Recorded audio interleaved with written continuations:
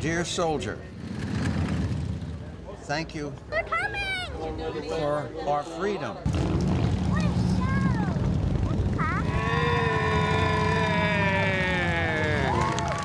I had tears flowing from my eyes to see all these people there to welcome us and give us thanks for what we did.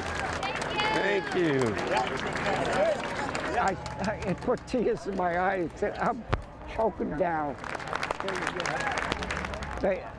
Everybody has been so thankful for us serving. It's a reuniting with what we all World War II veterans went through. Each and every one of you played an important part in the successful outcome of the greatest war this world has ever known.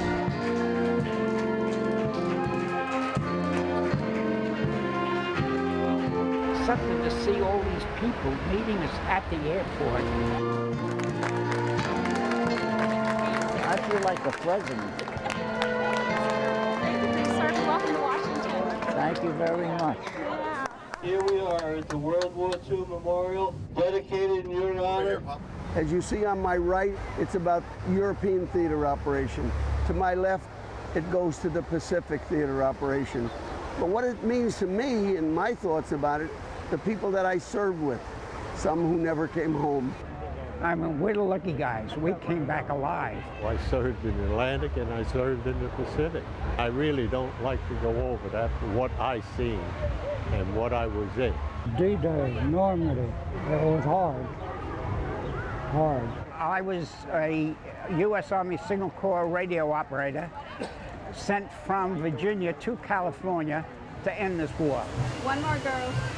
But we just want to thank you for serving. They're grateful for the service that was rendered. Us guys from World War II are dying out. I just think other guys should have the opportunity if they choose to. Never been here, never been to Washington. Everyone should come out and see it. Believe me, it is something that they will remember for the rest of their lives. I was in my bedroom and I was just waking up when you can go in service. I could hear the tires screeching. I thought it was just a bad dream, or I thought the TV was too loud or something, but then I realized I was on the floor. It was an unexpected way to get out of bed Friday early, too. Around 5 in the morning, a pickup truck crashed into the front of Mike Tejan's house here at Morrison and Stowe Avenues. I was right at the window where the car hit, actually, and we had a futon bed. And I was laying there, and the impact of the car, when it hit, it sent me flying off the futon. We believe the car was coming from the South Troy area and was turning onto Morrison Avenue here. And we're still trying to determine as to why it went into the residence. Montanino said they were hoping to question the driver, but that the man they encountered at the scene, who was visibly intoxicated, said he was just a passenger and that the driver had fled. Officers have been checking the area, wooded area, just north of the location here to try to come up with the individual, but at this time we haven't had any luck in locating him. Police eventually let the supposed passenger go, saying there was no way to place him behind the wheel instead. Tejan and Benjamin said they're actually not surprised this happened. I'm not surprised that it doesn't happen more. I mean, with this intersection and the way people go around it, you hear screeching tires all the time. So it's just a matter of time for somebody to do it. Just thank God he didn't go through the window. Police say the next move is to track down the owner of the vehicle. Maybe he was the one, in fact, driving. If you have any information to help out the police, contact them at the department. But for now, though, that's the very latest in Troy. Megan Cruz for YNN. As much as Emily Morse and her family tried to prepare for this, the tears came down as the walls did. What? She's down. She's done. It goes our whole lives in just a dumpster. This had been the family's home for generations, in a house the town's founder built that last year Irene destroyed. It's been a year, and it's just now being demolished. To know that I can't go there, can't go back there. We raised our children in that home. Very kind of a melancholy day, certainly, you know. Dave Reichard knows exactly how his neighbor Emily feels. In this area right here. His home was torn down the day before Thanksgiving. We just kind of stood around and Watched all that hard work come down. 18 hours. That's how long Irene was in Prattsville. Cleaning up after her has taken much longer. A lot of people kept saying about it bouncing back. I think it's a very slow bounce. Still, houses are uninhabitable, town hall is only half operational, and businesses are still making repairs. The people here say they're still plagued with memories of her visit. When it rains, and the 28th of every month. This was Dave's house the day after Irene, still standing, but sinking slowly. Inside, Shambles. It looked, like I said, like the Titanic. It's just like a sunken ship. It looked like a war zone here. And both say they still feel like refugees. Kind of what you are when you grab whatever belongings you have and get the hell out. How do you start over? For Emily and her husband, it's meant moving into a FEMA trailer back in February. Before that, they lived with Emily's sister. Kind of makes it look homey. Not just a barren white box. FEMA supplies the microwave, the stand, the TV is ours, the refrigerator, the stove. That's it, in a nutshell. A sad substitute because what's missing are the irreplaceables, family heirlooms, old photos, memories they had hoped to make. First daughter's wedding, because she was able to get dressed upstairs in her bedroom. And knowing that Kim won't be able to do that. And have memories of her house when she gets married, that's hard.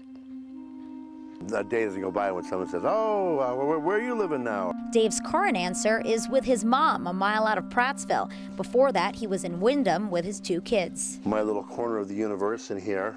We've got all my stuff crammed in here. Dave says it's a bit snug, but it's better than bouncing around from place to place. That stability is especially important for his son, Jameson. Do you miss having your room?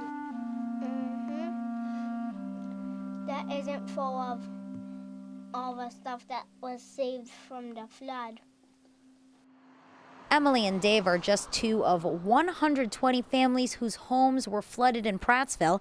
Town Supervisor Corey O'Hara says he's surprised by how many chose to give up and go. Not as many as you'd expect. I mean, there's a certain few, 20 or so that left Prattsville, but for the most part, everybody is staying and rebuilding. On this very spot, I'm planning to rebuild my office. What about your home?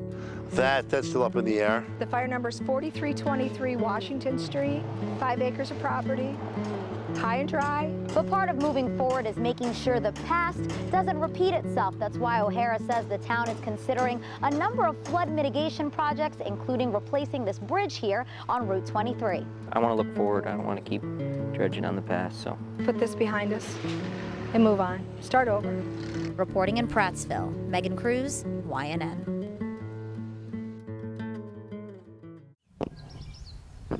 Brown Star, Persian Gulf veteran. We have approximately 200 to 250 volunteers from various veteran service organizations, and we're going to be placing about 10,000 flags and carnations down at the gravesites. We're currently at the Gerald Solomon Saratoga National Cemetery.